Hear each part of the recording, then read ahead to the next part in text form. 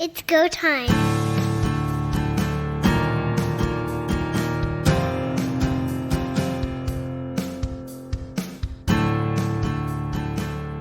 Welcome everyone to Third Down Gamble. Don Charbon along with Heath Graham, and Pat Mooney is back with us today, and that's awesome. Pat, it's been a couple weeks. We've gone sort of as a duo without you. How are you feeling back there? I'm thinking you guys are doing an incredible job. I'm feeling well. It's nice to be in person trying this for the first time. So, first and foremost, news of the week, we have nowhere to look but Regina. Incident involving Garrett Marino of the Saskatchewan Roughriders. 4-game suspension for Garrett Marino. I like the way the league has kind of split up the infractions to equal 3 separate suspensions. I would generally like to see more for the hit on Jeremiah Masoli, but I think 4 games is about as much as we could expect from the CFL given precedent and what's been done in the past. He is a repeat offender, so I'm sure that has played into it a little bit. And certainly the hardest part for me to watch was not only seeing Jeremiah Masoli down on the field, but seeing the celebrations by Garrett Marino afterwards. It was despicable, actually, watching that. That is not sportsmanship, and that's not what I think anyone in the CFL wants to represent when you see something like that. Watching from where I was on the sideline, you could see right down to where the rider bench, and you could see Marino as he came off the field starting to flex, and then the rider bench kind of putting up a bit of a wall around him because the Ottawa Red Blacks were fuming, and they were coming across the field, and I mean streaming across the field to get at him. I doubt if there were 5 players left on that Ottawa bench. Interestingly, the 2 people that were with Masoli, other than medical staff, were Larry Dean and eventually Cody Fajardo of the Saskatchewan Roughriders. They were the 2 people that went to check in on Masoli as he lay on the ground. What Marino did has no place in football. The showboating, the grandstanding, the whatever you want to call it, after you've injured a player, that's not behavior that I can ever tolerate under any circumstance. This is a tough enough game. Players get hurt for a number of reasons. One need not celebrate the fact that Masoli was down. All I can hope is that Masoli's injury is nowhere near as first feared and that he will be back on the field sooner than later. I do not want to see this as a career ender. It's one thing to celebrate a sack or a big defensive play, but oftentimes, even when that happens, once there's a realization that the player impacted is injured, the celebration stops. And what we saw from Garrett Marino was after the ball was released, it was a late and low hit, so it didn't really affect the play. It wasn't a sack. It wasn't a forced fumble. He didn't cause the incompletion by the hit. And you could see from Jeremiah Masoli's reaction immediately that he was injured. So for Garrett Marino to carry on the way he did is completely unjustified and inexcusable. After the game, watching the highlight where we see Marino actually go in and basically tackle the offensive lineman from behind the play previous, and then he was pulled off for a couple plays and back in. I mean, it's clear he is not necessarily in control of those emotions, and it was targeted. He's only been in the league for 12 games, and we see a pattern of behavior already that indicates that he's not being respectful of opponents. And there is no place for that in the league. These men have families, they're trying to make a living, and when you're trying to intentionally injure someone, which it certainly appears was the case here. The play to which you refer happens at about the 7:20 mark of the quarter, where Marino does tackle an offensive lineman. The weird thing was it was called holding on the play, defensive holding. Marino is sent to the bench, and he is on the bench for 6 plays. Comes back on the field, and then he gets his opportunity to play again and immediately goes around low. He did get a little bit of a shove from behind, but I don't think that impacted his direction of travel. And he hit Masoli between the knees and the ankles. When you're planting to throw, something's got to give when you're hit like that. Dino Boyd was the offensive lineman for Ottawa that was impacted on that play. He was penalized earlier in the game for unnecessary roughness and a injury-causing hit as well. So we have to take that into consideration a little bit, but it certainly doesn't condone the retaliation that Garrett Marino tried to dish out. On the retaliation was, as pointed out, not just once, but twice. I mean, he held on to it for a period of time, 6 plays in between, Don. That to me, it tells me he's not in control of his emotions, and he's intentionally going out to get retribution on a play that was penalized. And that's the point that I guess is lost in all of us, is that Dino Boyd was penalized. Looking at the replay and looking what he did to Pete Robertson, it was an unfair play without a doubt, but compare the two. The only thing that I would say is, yes, in that play, yes, but if you look at Daryl Sankey put out a tweet where he actually shows where Boyd also hit them in the back beyond the play once or twice. So, I mean, Boyd was certainly aggressive himself. The CFL hasn't made any rulings on that. There was a penalty on the play, which maybe that's why they're not looking at this point at supplemental discipline, but I think that does have to factor in as well.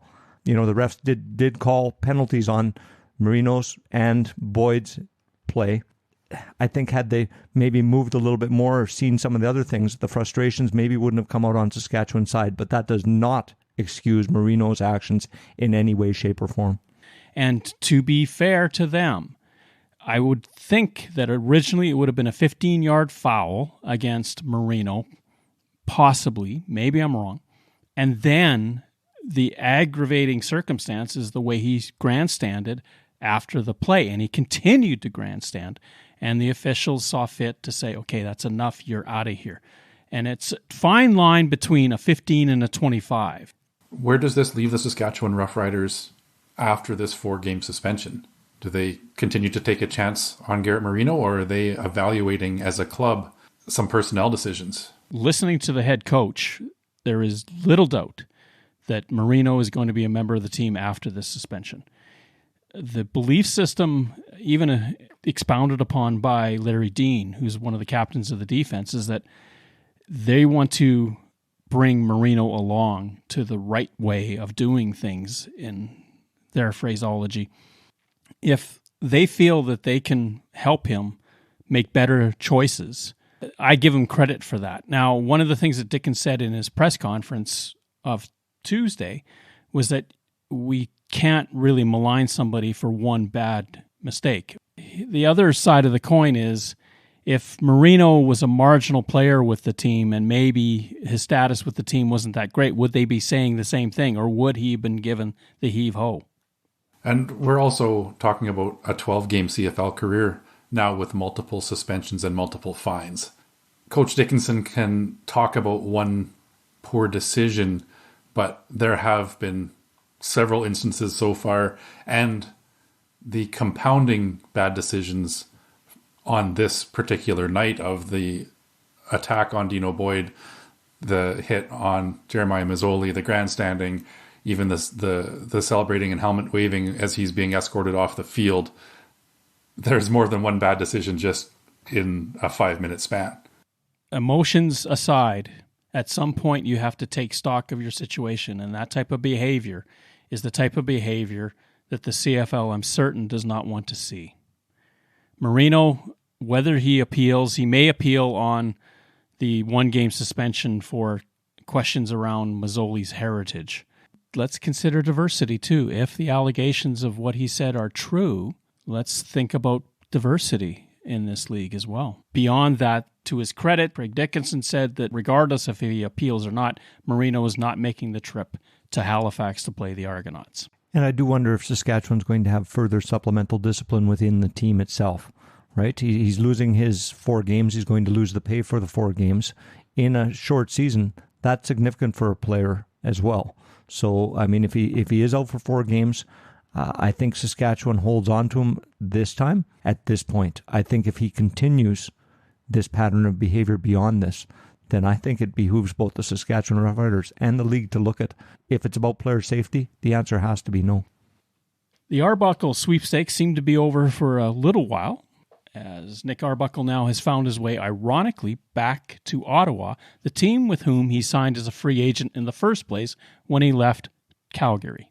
This time he may actually get to suit up for the Ottawa Red Blacks. We did not see that previously because of the cancelled season, and Toronto and Ottawa deciding different directions for quarterbacks. He bounced around a little bit, but is back in Ottawa. Given the injury to Jeremiah Masoli, Ottawa was going to have to do something. We did see some development in the progression of Caleb Evans last season and into this season. Obviously, they don't quite feel comfortable enough yet for him to be their number one guy. So bringing in someone with the game experience of Nick Arbuckle can't hurt. He's not a lengthy veteran of the CFL by any means, but he certainly led Calgary's offense quite well when he was there. He did win the one game against the Winnipeg Blue Bombers last year, let's not forget, when he was with the Toronto Argonauts as well. So he's got some pedigree there. He does. It's limited pedigree, and I do question whether he can pick up his play to be such that he's not the guy that's bouncing around. Because to this point, he has bounced around the league, and people just don't seem to have a lot of confidence in him. Yet in the right situation, as you alluded to, Heath, in Calgary, he had some outstanding games, and he looked like he was going to be an up-and-comer in the CFL. Yet that has not transpired into him locking down that starter position and the confidence of his coaches to date. Some quarterbacks are a product of their system. And if Arbuckle lands in Ottawa and has the right system to play within, that may generate a longer career for him. Because clearly in Edmonton, what they were doing didn't suit his skill set. And it's not a discredit to Stephen McAdoo or what the Edmonton coaching philosophy was, but I think from the word go, him going to Edmonton was a very, very tenuous situation because, let's face it, he didn't even suit up last year, and Edmonton needed somebody to relieve Taylor Cornelius at some point during that stretch where they played 3-7, and it didn't happen, and one wonders why. And then when Jones gets introduced as the head coach and Stephen McAdoo is offensive coordinator, they don't even mention Arbuckle in the press conference.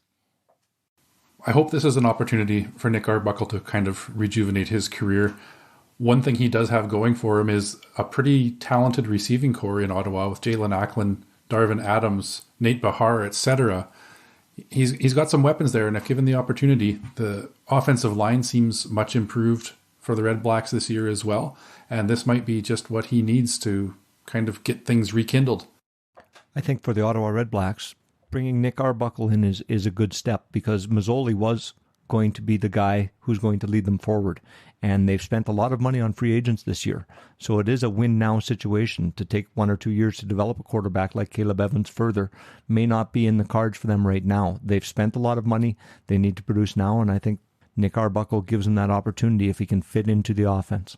Marcel Desjardins was the GM at the time when Arbuckle wanted to renegotiate his contract, and Desjardins said no and cut him loose, and he found his way over to Toronto. This is a new regime now, at least in the upper management, that he's being brought back by.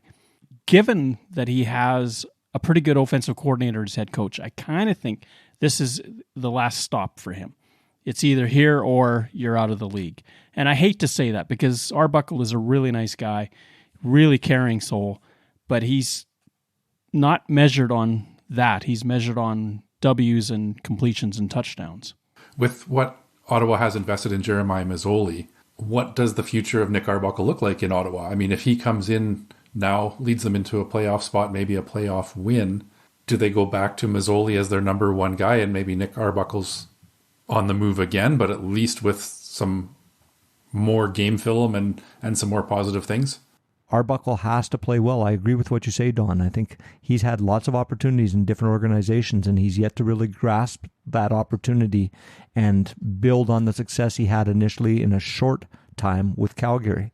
I think he's one that does have to put some good tape out there. I do think if I'm Ottawa, I'm going to stick with Jeremiah Masoli. He was the guy that they chose, but Masoli is also getting up in years. If they could go with a two-headed quarterback, if Arbuckle does very well and have both options, similar to what Hamilton had in the past, that might be a good situation for Ottawa. We briefly touched on Caleb Evans, but where is his head at given all of this happening around him? He sees Mazzoli goes down. Somewhere he's got to start thinking that I'm going to be the starter of note until Mazzoli comes back, and immediately a trade is made.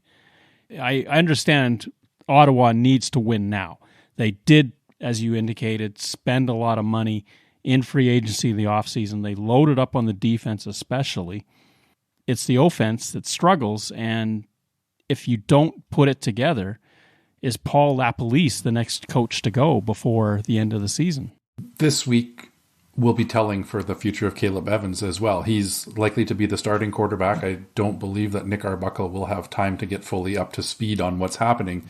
So if Caleb Evans goes out and performs and pulls out a win against the Hamilton Tiger Cats this week, he probably buys a second start, and he can kind of build his future from there. Unfortunately for him, the leash might not be super long, and as soon as he starts to struggle, it might be time to give Arbuckle the chance. But certainly this week and probably next week is his opportunity to step up. I would not want to see that situation that you say with the short leash. We saw that in Edmonton, and I look at Edmonton's quarterback situation now that they've dealt Arbuckle. What quarterback is not going to be looking over his shoulder with Chris Jones standing behind saying, okay, the next guy's in, the next guy's in. Boy, that's going to be ugly. Chris Jones is tougher on quarterbacks than Mike Keenan was on goaltenders. Second down. Only 3 games in the CFL last week. Each one had a storyline that is worth talking about. We've already discussed mightily the Saskatchewan-Ottawa, as it was called, tainted victory. Let's start the week, though, with what the CFL did, and that was Thursday night in Edmonton as the Stampeders and the Elks went at it, and a huge thunderstorm rolls through, 65-minute delay. Doesn't seem to change anything. The Stampeders, who were leading before the storm broke, actually piled it on after the storm broke and go on to win 49-6. I don't think I was quite as surprised with the win, but certainly the way they came out and dominated was a little surprising. Edmonton seemed to be making some gains, and this was a step backward for Edmonton. A couple of injuries to 2 quarterbacks, forcing them to go to Arbuckle in between a few times, definitely impacted their success as well. Tough break for Trey Ford. We discussed him at length in last week's episode as the future starting quarterback of the Edmonton Elks, and unfortunately that seems to have been cut short. He will be out of commission for a few weeks after taking a hit to his throwing arm. He only had 3 pass attempts, completing 2 of those, one of them for a 46-yard play, so it was a promising start cut short for Trey Ford. The number one thing that I hate what offensive coordinators do with quarterbacks, and that's make them into a called runner. And we see what happens if it doesn't go right. The collarbone is most likely where he was injured with the shot to the back, but it was a called quarterback draw. I don't understand it. You've got 2 running backs under contract. You have 5 or 6 receivers on the field. Why does the quarterback have to run the football? If he goes down, and I trust this had a huge impact on the Elks, their leader goes down, and they start to second guess, how are we going to win this? Well, I think that was the case here. Once he went down, Kyle Loxley steps in. He's not maybe as prepared. He didn't have the first team reps. He did well, still getting 5 of 7, 71% completion. But then when he got injured, and we saw Nick Arbuckle step in with limited success between both quarterbacks, took their sails out. And I think Calgary's offensive dominance also made it extremely hard for Edmonton to get any momentum going whatsoever. It certainly did, and this was a classic Bo Levi Mitchell game. 77% completion rate, 2 touchdowns, no interceptions. Pretty much took the entire fourth quarter off because they had such a big lead. And all Jake Mayer did was come in and go 4 for 4 for 26 yards. So a really good night for Calgary quarterbacks and a tough night for Edmonton quarterbacks. And as we saw, it was the last game for Nick Arbuckle in an Elks uniform. Peyton Logan for the Stampeders returned a missed field goal, 122 yards for a touchdown. Near the end of the play, Jonathan Moxey is running step for step with an Elks defender, and Moxey does his best to get in front and just nudge him. He doesn't block from the rear, he doesn't grab him, doesn't do anything, and that allows the touchdown to stand. And even last week with Tyson Philpott for the Montreal Alouettes, doing something very similar. A lot of hustle, getting down the field, and a very smart play for a rookie as well. It really heads up on that special teams. You see countless times somebody get excited and caught up in the moment and give a guy a shove in the back, and that's the end of that touchdown return. Very, very smart plays in both of these cases to get in front and cause enough disturbance to allow your returner to do what he does best. Cameron Judge got a defensive touchdown for the Stampeders as well as they piled it on in that fourth quarter. It was stunning to me how Calgary continued their dominance after the break. Sometimes storms give you a chance to reset. Fascinating to me that Calgary just literally didn't miss a step and rolled up 49 points on a defense whose leader is Chris Jones, a man who is widely regarded as one of the best defensive minds in football, let alone the CFL. Calgary puts up 470 yards on that. BC put up 59 points and over 500 yards against that defense on opening week. They certainly don't seem to be playing up to what we might call the Chris Jones standard to this point, and I think that may be at this point a lack of athletes. Chris Jones is bringing people in, that the turnstiles are open, and we just keep seeming to add new people every week and roll through. It was a disappointing crowd in Edmonton, but I can understand why, because it's hard to relate to some of these players when you've got a turnstile working through everyone and taking a look, and it seems like Chris Jones is going to play out this year to determine who could be on the team next year almost. It's almost like an 18-game training camp. The interesting thing, too, after that storm, if you looked up in the stands, you saw more red than green. Any second thoughts for Kenny Lawler yet at this point? He left a two-time Grey Cup champion Winnipeg Blue Bombers, turned down a pretty lucrative offer by the BC Lions, and we're seeing what they're doing on offense. Kenny Lawler on this night targeted 5 times, 2 receptions for 7 yards. And the week prior, he hardly had anything either. Most of his yards have come against the Saskatchewan Roughriders. Outside of that, he's got to be having some second guessing, because now who's his quarterback moving forward? Is he going to get him the ball? How much cachet does Chris Jones have? He's got a 5-year deal. You can't fire him because you're already paying a GM, a president, and a head coach from the previous year still. Something's got to start to change, and I don't think changing the players on the field is always the answer. What happened to the old adage of put them out there and coach them up? There has to be enough talent on that field. I don't understand why there's that disconnect. We saw them struggle last year. They made the coaching and management changes, but sometimes you just have to blow things up and start over. And it looks almost like that's the spot that Chris Jones is in right now. We saw Ottawa just about completely turn over their roster last year. It hasn't come to fruition for any wins for the Ottawa Red Blacks yet this season. Maybe a similar house cleaning is in order for the Elks. What is the point of training camp? Why do you have training camp? Friday night in Regina, the Ottawa Red Blacks, no wins up to that point, leave Regina with the same record of no wins, losing 28-13 to the Saskatchewan Roughriders. Jeremiah Mazzoli, while in the game, was 19 of 27 for 210 yards, a touchdown and an interception. Cody Fajardo, 17 of 22 for a 231. Fajardo, of course, on a sore knee. That's limited his mobility.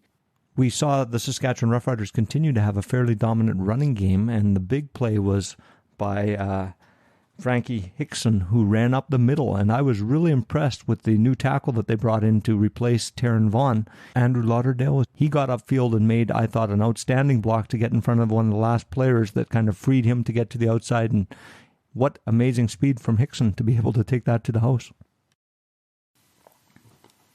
A really promising running game for the Saskatchewan Roughriders. We saw Jamal Morrow also looking pretty good out there.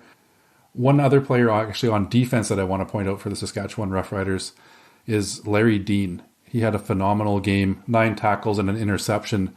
And to see him overcome what he went through last season with the Achilles injury, missing the entire season, I can't help but feel great to see somebody come back from an injury and have that kind of success. William Powell with the Ottawa Redblacks again, 11 carries again, 58 yards. He's averaging 5 yards a carry. If he would get the ball more, he'd be crossing that century mark. But Ottawa seems to go away from the run fairly early in games and wind up struggling to get him the ball later. Lots of offense in this game, 412 yards by the Roughriders, 340 by the Redblacks. When Caleb Evans stepped into this game, I thought Jeremiah Masoli had been taking the team down the field very well. I thought he was going to likely score a touchdown and bring them within 8 points. And yet Caleb Evans, when he came on, did not seem to have any success whatsoever. Is that a lack of practice, or is that just he wasn't prepared, or he's not that good? Is that why he's the backup? 6 pass attempts and 1 interception, and a great play by Nick Marshall. All that guy does is intercept the football, it seems, and he was in the right spot at the right time, taking away a scoring opportunity for the Redblacks to get back in the game. The final game of the weekend was the undefeated showdown, Winnipeg and British Columbia. The Bombers start with Janarian Grant going down the field and scoring a touchdown on the opening kickoff, and from there, the Blue Bombers can almost do no wrong and win going away, 43-22. I was expecting a much better game than we got here. I thought this was going to be a knock-em-out offensive show, but Winnipeg was extremely dominant in this game. It's the first game I've seen them play like I thought they could play earlier this year. It seems to me that the games they played before have been squeakers, that they just haven't really dominated. But they came into this game with some comments by Marcus Sales talking about the offense being vanilla. It certainly was anything but in this game. Zach Collaros was outstanding in this game. He was the Zach Collaros of 2014. He was moving. He was throwing from awkward angles. He looked like an all-star in this game. He did. There's been a lot of talk earlier in the season about him being still the best quarterback in the league. The stats weren't quite there to show it, but this game was the one that it was classic Zach Collaros. 23 for 30, 76% completion rate, 288 yards, 3 touchdowns, 0 interceptions, and 1 diving sidearm completion as well. So a great night for Zach Collaros. Nathan Rourke didn't have a bad night necessarily. 16 for 25, 278, 3 touchdowns, but 2 interceptions. As I mentioned in last week's show, for Winnipeg to have a chance at shutting down Nathan Rourke, I said he's not the tallest quarterback by any means. Jackson Jeffcoat and Willie Jefferson and those long arms were wreaking havoc on him all night. A couple of key pass knockdowns and a big interception for Jeffcoat. Absolutely. Winnipeg's defense has been the strength of their team for the last couple of years, and they certainly showed that again on the back of an offensive performance that was outstanding with Zach Collaros, as has been mentioned. When he made some throws, reversing and getting out of trouble a number of times, he seemed to be extremely elusive, and he was able to have a real connection, I thought, with Dalton Schoen. We've seen that now in a few games, and that connection is one of the most exciting to watch in the CFL. With Winnipeg's win, they remain undefeated and on top of the CFL. The Blue Bombers almost made a statement to BC that you may think you're good, we know we are. The one area of concern for Winnipeg in this one has to be some of the defensive secondary. BC's points came off of big play, home run type touchdown passes, and that's something that Winnipeg's going to need to clean up. We saw Winston Rose get burned once again on a long play.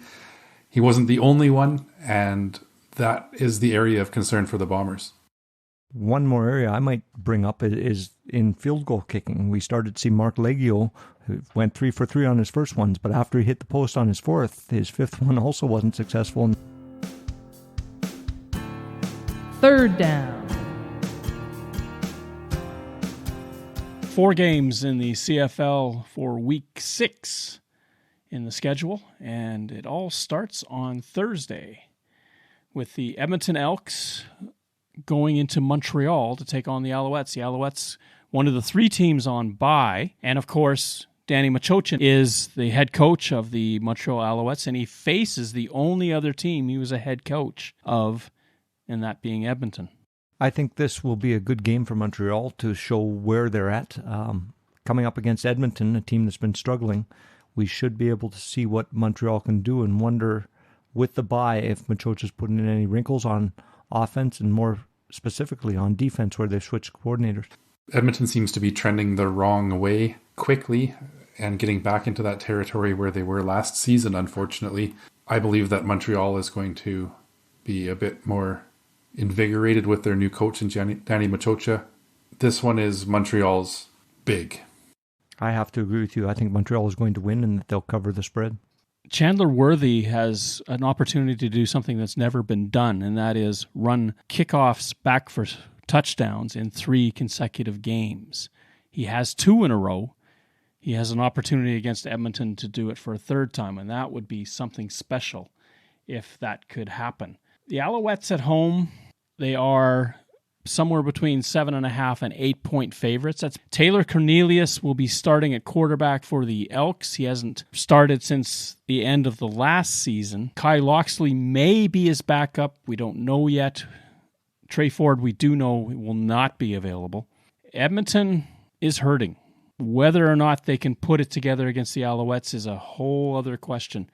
If Edmonton finds a way to answer the problems that they've been having, this could be a very interesting game. And I'm surprised, actually, that Montreal is such a favorite. Given that they've had their offensive coordinator, now Anthony Calvillo, just be named, given that Danny Macochin is the new head coach, and given that they have a new defensive coordinator in Noel Thorpe, that's a lot of change and only a few practices. The Alouettes are going to be invigorated or they're going to be looking over their shoulder. And if it's the latter, Edmonton is in far better shape in this football game. After having said all that, I'm going to lean to the home team and pick the Alouettes to cover. It's got to be pretty rare for a 1-win team to be a 7.5-point favorite in any game, but it's the home field advantage that is pushing them in that direction. Friday night, another massive showdown in the West. Undefeated Calgary Stampeders take their road show to Winnipeg to take on the Blue Bombers, who haven't lost at home since 2019. And that was to the Hamilton Tiger Cats in September of that year. Calgary was the one team last year with Jake Maier at quarterback that came closest to really taking it to the Bombers and winning, but a last-play field goal came short. Do the Stampeders have enough with Bo Levi Mitchell at the helm to upset the Blue Bombers at home? Winnipeg is a -4 favorite. This is a couple of veteran star quarterbacks going head-to-head. 4.5-point spread is a reasonable amount for Calgary to beat. However, with that performance from Winnipeg last week on the road, I think they turn it around this week and bring that energy back home and do beat the Calgary Stampeders. And I'm going to pick them to cover that spread. I think they win it by more than 5 points. Winnipeg had a decisive win against BC team that looked like their offense was clicking on all cylinders. Calgary, I think, is a much improved team over last year, but I think we're catching Winnipeg at a tough time in the fact that they just seem to have gotten into a bit of a groove. And I agree with you, Heath. I think that Winnipeg will be able to take this, and I do believe they should cover this as well. I think it will be close. My guess would be to be in the 7 to 10 point range, but I think Winnipeg should be able to win at home again. These are the two titans in the West if you look back at the last 5 years. The Stampeders and the Blue Bombers have been the teams from the West winning Grey Cups. This is a big showdown. Winnipeg at +4, it shows a lot of respect for the Stampeders on the road in Winnipeg. I'm going to pick the upset, and I'm going to go with Calgary. Bo Levi Mitchell has just enough in him to gut it out and figure out a way to beat this Winnipeg defense. He never quits on anything, and this is one of those games where Winnipeg is going to throw a lot at you, and you need that type of stamina to withstand it. Saturday, Touchdown Atlantic. Sold out within an hour when tickets were announced. Raymond Field in Wolfville, Nova Scotia. It's the very first time that the Touchdown Atlantic will be played in Nova Scotia. The Saskatchewan Roughriders are in town, taking on the hometown Toronto Argonauts. The Argonauts are veterans of Touchdown Atlantic contests. Two things at play here. Number one, the Riders, of course, came through a very emotional victory over Ottawa. Toronto, they, of course, last lost to Winnipeg on a missed convert. They've had time off. Saskatchewan is going 3 time zones east to play this game. Toronto only 1. And when we look at Saskatchewan's last foray down to the east, they didn't play very well against Montreal. The one thing that I think favors Saskatchewan is neutral site in this game, but I do think that there's likely to be more Toronto fans than Saskatchewan fans. Yet Saskatchewan, as you mentioned, Don, had an emotional win. I think the loss of Pete Robertson, as well as the team standing behind but yet still chastising Marino, I think will bode well for them to pull together and come out strong. In this case, I do think Saskatchewan's going to win, and I do believe they'll cover as well. It's so hard to figure out what McLeod Bethel-Thompson is going to do.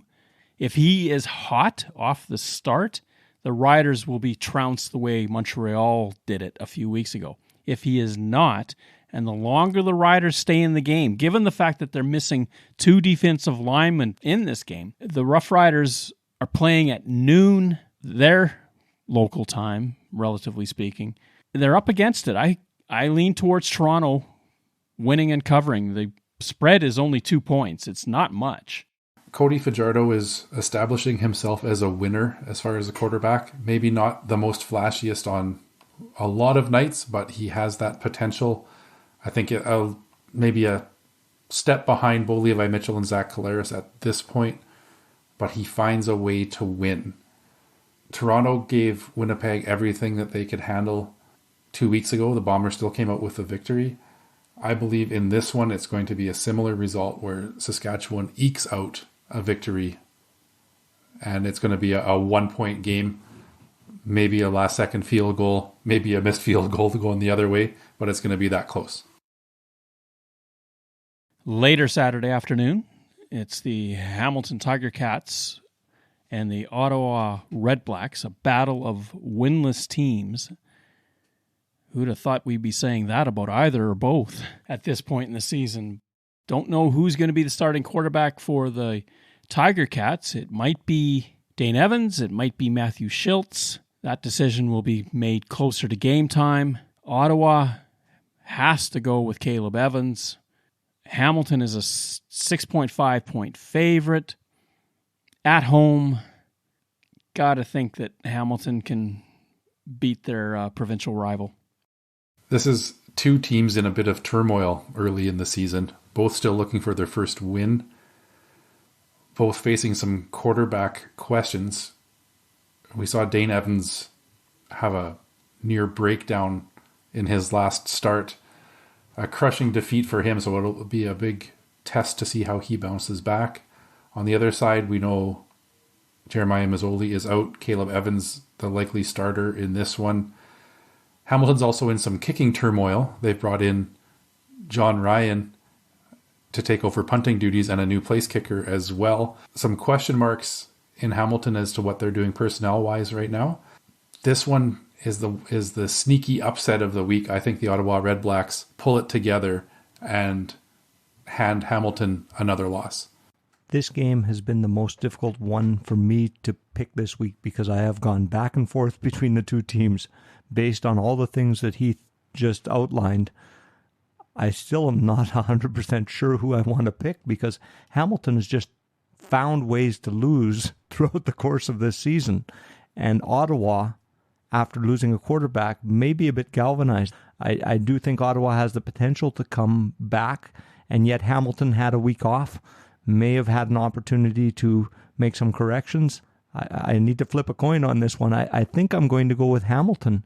I really want to pick Ottawa because I think they could win, but I think I have to go to Hamilton, and I think they won't cover. Of the 2 teams, Ottawa has looked more impressive in their games, Hamilton has had leads and blown them.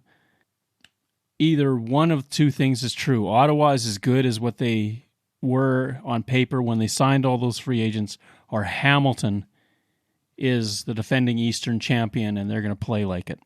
Before we go, Winnipeg is moving the needle on CFL television ratings. The most watched game of the weekend was the Blue Bombers in BC.